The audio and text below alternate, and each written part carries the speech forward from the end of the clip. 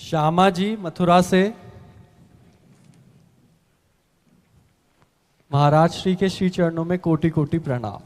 देह शांत होने के बाद 12-13 दिन का जो धर्म कांड क्रियाकर्म हो, जो क्रिया धर्म है जो गृहस्थ में होता है, यदि वो सब ना किया जाए और 15 दिन का अखंड नाम जप कीर्तन करवाया जाए तो क्या ये उचित है? सबसे ज्यादा जोर की बात हुई है। हाँ 2-4 लड्डू खोए के मिला के देने से जीवात्मा को तृप्ति नहीं हो जाती।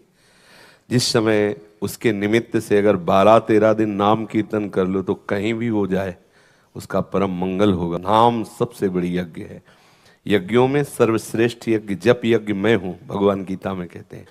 और जप भगवत मंत्र का, भगवान नाम का जितना भी सूक्ष्म हो उतना अधिक होता है। कीर्तन जितना उच्च स्वर से हो उतना अधिक महत्व होता है।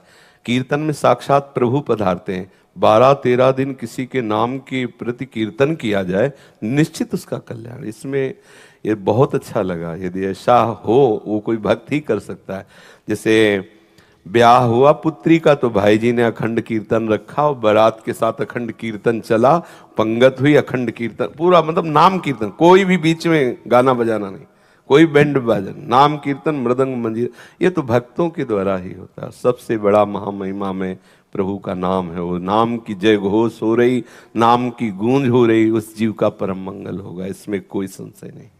पर महाराज जी, किसी महापुरुष ने कहा कि श्री राम ने भी जब मानव अवतार लिया तो उन्होंने भी अपने पिता का पिंडदान किया। हाँ, लेकिन एक इसमें ध्यान देने योग्य बात है, भगवान जब अवतार लेते हैं तो जिस समय जैसा वेश होता है ठीक वैसी ही लीला करते हैं।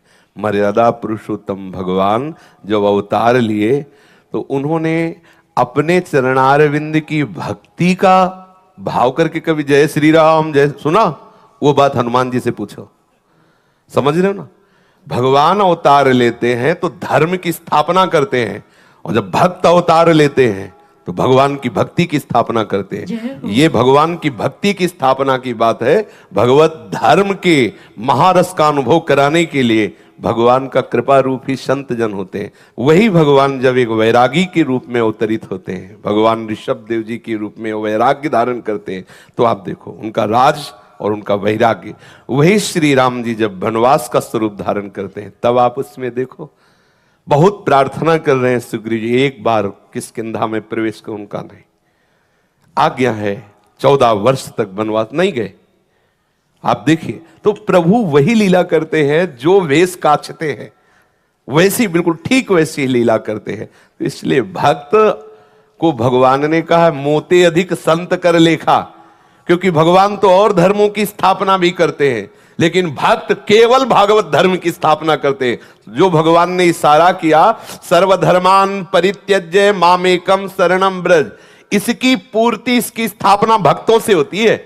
भगवान तो सूत्र बोल दिए, लेकिन भक्त उसकी स्थापना करता है। और भगवान स्थापना करते हैं दुष्टों का विनाश करके धर्म की, और भक्त स्थापना करते हैं दुष्टता का विनाश करके भागवत धर्म की।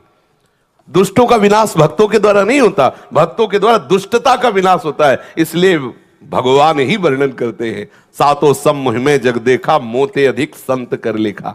हाँ, तो भगवान नाम की प्रतिष्ठा उनके दास के द्वारा होगी। कभी सुना है भगवान को अपना नाम कीर्तन करते हुए? लेकिन कभी हनुमान जी के हृदय में देखा झांक के, रोम रोम राम रंग में रंगा हुआ है? कोई देखा चेष्टा? केवल राम नाम कीर्तन में, राम नाम चिंतन में, राम रूप में डूबे हुए। हमें अगर भक्ति की बात करनी है तो हमें श्री हनुमान जी के चरणों की तरफ देखना होगा, क्योंकि भक्ति की स्थापना करते हैं। अगर धर्म की बात करनी है तो भगवान श्री राम की तरफ देखो, क्या धर्म है किसका, वो स्वयं आचरण। भाई के प्रति भाई का क्या धर्म, एक पुत्र का क्या धर्म, वो एक राजा का क्या धर्म, एक प्रजा का क्या धर्म।